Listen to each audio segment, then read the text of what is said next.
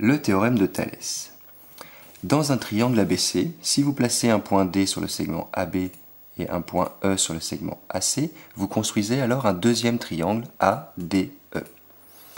Si vous rajoutez le fait que les droites vertes, les droites ED et CB sont parallèles, alors vous construisez deux triangles de même forme, un petit et un grand. On voit bien que nous sommes ici dans une situation d'agrandissement-réduction, puisque lorsque j'agrandis le triangle bleu, je retombe sur le triangle de départ à un moment donné. Donc ici, le triangle bleu est une réduction du triangle de départ, et un peu plus loin, le triangle bleu ici est un agrandissement du triangle de départ. Ça, c'est ce que nous avons vu en quatrième.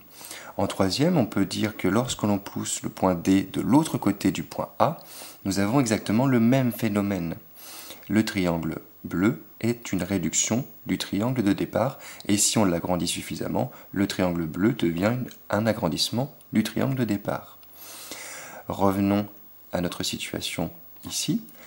On est dans une situation d'agrandissement-réduction. Ça veut donc dire dans une situation de proportionnalité.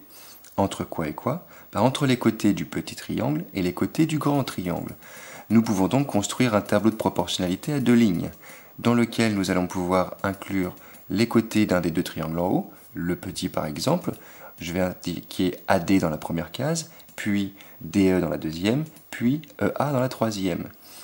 En dessous, j'indique les côtés du grand triangle qui correspondent, c'est-à-dire AB pour le premier, BC pour le deuxième, et CA pour la troisième.